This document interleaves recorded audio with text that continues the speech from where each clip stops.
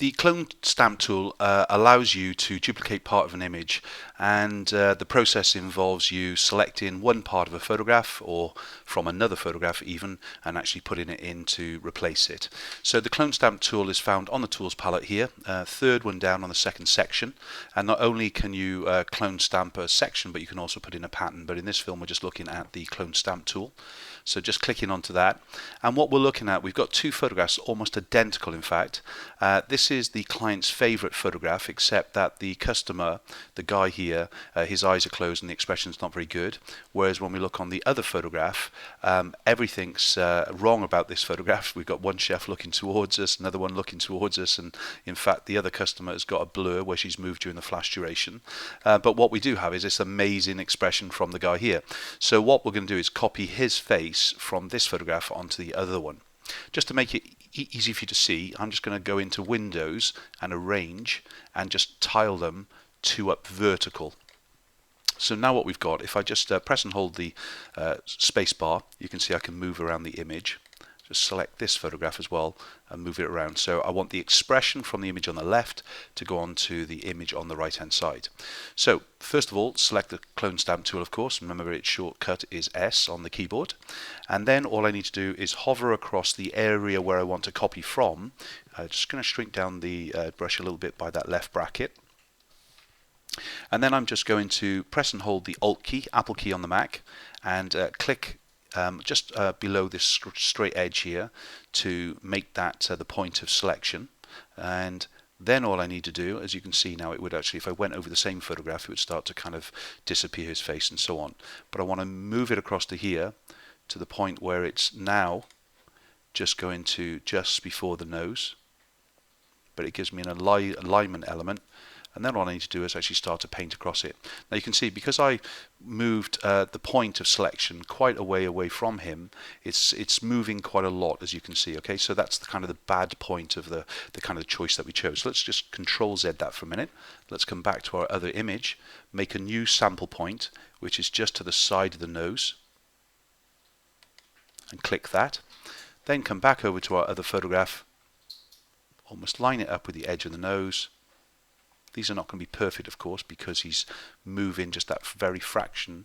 And now all I need to do is go ahead now and actually start to paint him back in around either just the outline itself, specifically down towards the shirt there and things. And if I wanted to be careful as well to make sure I had all the detail run down the side, like the ear and so on, I can just actually kind of make that brush just a little bit bigger and then kind of swipe throughout the whole thing. Now, so that's the basics of the clone stamp tool, which is great, and you can see within a few seconds we've kind of done what the client wants. We've moved the expression from the one image to another. Now I cloned straight onto the image itself because I'm experienced. However, if you wanted to work with a little bit more kind of due care and attention, then probably the best way to do it is actually work on a separate layer. And of course, remember to do that. To do it, you just actually click on to the layers palette and then you select create new layer. And then what we would have been doing is cloning onto that separate layer itself. Okay, so just be aware of what you're trying to actually achieve. With that in mind, let's close that image down. Obviously, I would save this at that point. I'm not going to. It's going to go back to my bridge. I'm going to bring another photograph in to show you a very, very similar technique, and probably the traditional way. I was photographing this beautiful door in Venice, and again, this little chap kind of began to run across. And that's great if you're going for the street photography and everything else, but I wasn't. I was shooting the door of this fantastic cathedral. So I wanted to actually get rid of him. Now, traditionally, in the good old days, as it were, we would have been basically doing exactly the same way as I've just done, clicking onto the sample point, in this case just to the kind of behind his head and things, just along the line of the step. I would have clicked onto a new layer, and then, of course, at this point, I would have just overlaid it. We can start to see where it starts to kind of get rid of it. Let me just zoom in there a few minutes just to see more. And then I just start to slowly work my way around the image. But of course, at some stage, we're going to end up with repeating patterns. You can see how here the kind of the join of the two steps is now actually a join of the step there and things really. But this would have been the way that we would have had to work our way through an image, as I said, in a gradual way, selecting new sample points to start to get rid of him. And you can start to see now already there's some kind of duplication of elements within the photograph from the clone stamp source. So I would work my way through, and you can see obviously if I start to move too far into the element that I'm trying to retouch out, it starts to actually show it more. And you can see how that would have just taken us a few kind of short minutes to have done it. And then of course what I've done here, where we can see this duplication, this repeating pattern, I would have actually just gone and choose another source point and push it across to avoid that repeating pattern going through there. All right, but you get the idea of how that works. I'm going to show you a much quicker way. First of all, I'm just going to go to revert, so that file revert, or pressing F12 on the keyboard. And we're going to use the clone stamp tool, but first of all, to get rid of him, we're going to go and grab the lasso tool and just draw quickly around him. And then I'm just going to content aware fill. In this case, I'm just going to hit the backspace on the keyboard, and you can see it brings up the fill command, and its contents is there kind of what of, and it's content aware. I'm going to press OK to that, and instantly you can see how Photoshop has just done an amazing job by filling in most of where that child was. We've still got some kind of errors going on here, and this is where we would now use the clone stamp tool to go in and correct some of the kind of the problems that we've got. So the kind of the diagonal lines here, the converging verticals as well and things. So I just want to go in and S stamp tool, click onto a point, of course. Let's use the corner there.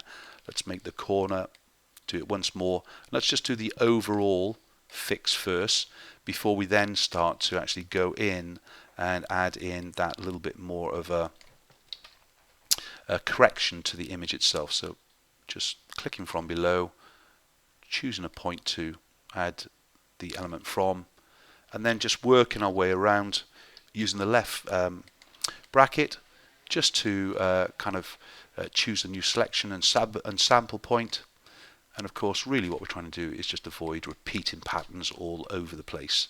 And this would just take that little bit more work, but we're going to get a much more accurate finish now. I'm going to spend more time doing the final element instead of more time doing the basic element. So again, all you need to do is really start to look at the tools that you've got available to you within the likes of Photoshop and use them in the best way for the photograph itself.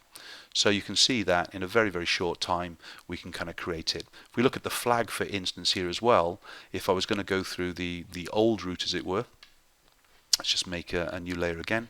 So first of all, I'm on the top part here where I've got the sample option. I've got current and below. In this case, I want that set, not the current layer. If I clicked on the current layer, there's nothing on here to copy from, so it couldn't actually move anything. But if I set it on current and below, it allows me to actually go ahead and select it, and once more start to really get rid of this flag in quite a quick way. But once more, as I said, you might actually try the content aware fill on this image and it's not very good at all, and then you would actually go through, as I said, like I'm doing now, that kind of bit of an old-fashioned route and things really. But each in its own way. I'm just going to increase the tool just a little bit bigger in size. Obviously you shouldn't be doing this, I'm just kind of making it quicker for you so you can see how all this is got rid of in a very few short seconds. And that is how we use the clone stamp tool.